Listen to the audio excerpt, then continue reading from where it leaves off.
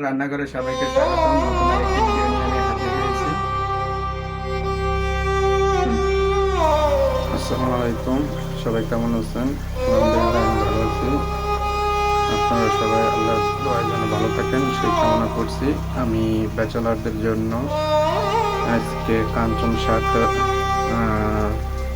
রাধা রাখতে হবে কীভাবে তা আমি দেখাইতেছি। আমি এই কাঞ্চন শাকগুলো সেদ্ধ করে নিয়েছি। এখন আমি এগুলো পেঁয়াজ মরিচ দিয়ে বাগার দেবো।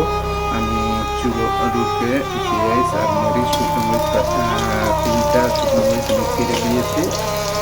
এগুলো আমি এখন হালকা ভেজে নিতে আসছি। ভাজা হয়ে গেলে আমি এর ভিতরে শাকটা ছেড়ে দেবো, মানে যা বাংলায় বলে বাগার দিতে আসি। গ্রাম্য এবং প্রচলিত যে ভাষা সেই ভাষায় বলে বাগার দেবো। আমি বাগার দিতে আসি। এগুলো পেঁয়াজগুলো আমি টেলে নিতে আসি এবং আমার পাশের চুলায় ডাল রান্না চলতেছে। আমার ভিডিওগুলো যদি তোমাদের কাছে যদি ভালো লাগে তাহলে আমাকে উৎসাহিত করবা। আমার কষ্ট সফলতা হবে যে আমার ভিডিও দেখে কোনো না একজন চালালো দেখতে পারে। এটাই মনে বড় শান্তি। আমার ভাজাটা আর একটু হালকা নিয়ে তারপর আমি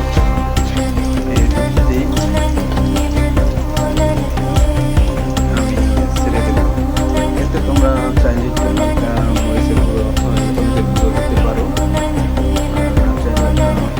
না দিলেও সমস্যা নেই। লবণ সেদ্ধ করার কালেও দিতে পারো বা বাগারের কালেও লবণ দিতে পারো, কোনো সমস্যা নেই। আমি সেদ্ধ করার কালে লবণ কিছু দিয়ে দিয়েছি, বাগারের কালেও অল্প কিছু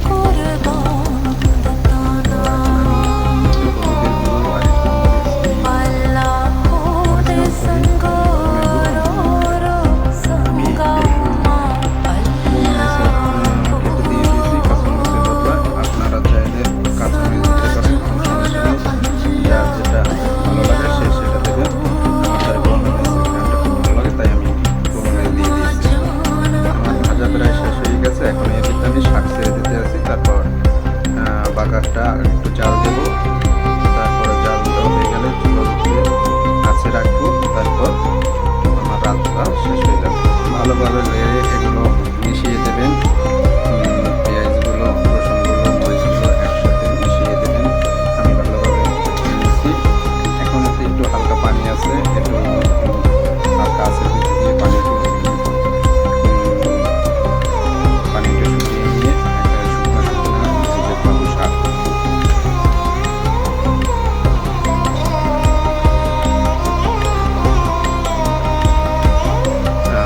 হলুদটা দিলে একদিকে উপকার আছে। শাকের যদি অনেকে পছন্দ করে না, বন্ধুরা আসবে না, তার জন্য হলুদটা দিলে ভালো হয়। তো হলুদ দেওয়ার থেকে না দেওয়াটাই ভালো, শরীরের জন্য স্বাস্থ্যকর। এবং যে যত কম সেদ্ধ করে খেতে পারো, সেদ্ধ করার পানি ভুলেও কখনো খালাবো না, তার এদিকে দিয়ে দেবো। ওটাই হচ্ছে মেইন ভিটামিন। আর কম সেদ্ধ করে খেতে পারলে আরও উপকারিত। তো বেশিরভাগ সময় কম সেদ্ধ করে খেতে চেষ্টা করবো। আমরা বাঙালিরা আমরা কম সেদ্ধ খেতে পারি না, আমাদের পুরো ভালোভাবে সুন্দর লাগে। তো কিছু করার নাই। স্বাস্থ্যকর জিনিস স্বাস্থ্য বাঙালিরা শাকটা ওগুলো খাইতে পারি না, আমাদের সেদ্ধ করাই লাগে।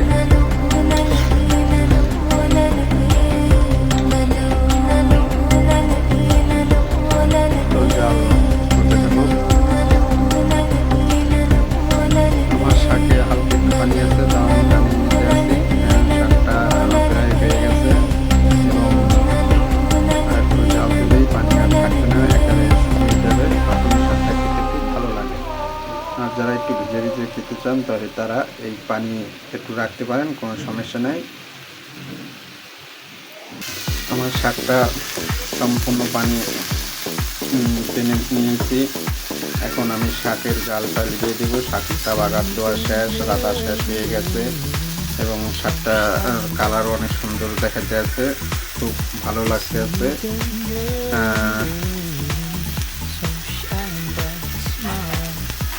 এখন এই আমি চুলার জালটা লিভিয়ে দিতে আসছি।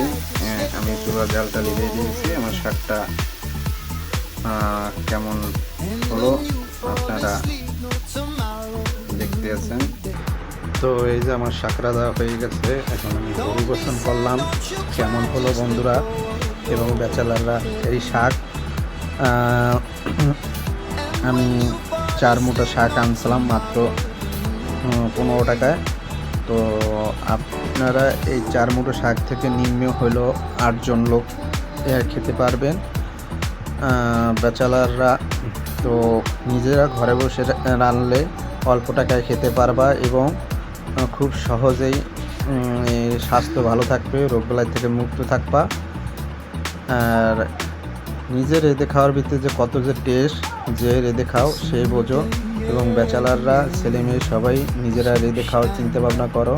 বাপ মা অনেক কষ্ট করে তোমাদের টাকা পয়সা পাঠায়, তো হোটেলে না খেয়ে বাপ মার কথা চিন্তা করে তো নিজেরা রেঁধে খাবে এবং খরচ কম হবে।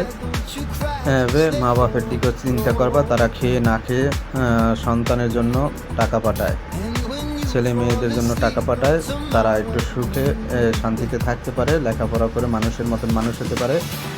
এবং তারা তাদের কথা চিন্তা রাখবা যে লেখাপড়া শেষ করে বাবা মার সেবা করবা, এটা হচ্ছে তোমাদের মূলনীতি।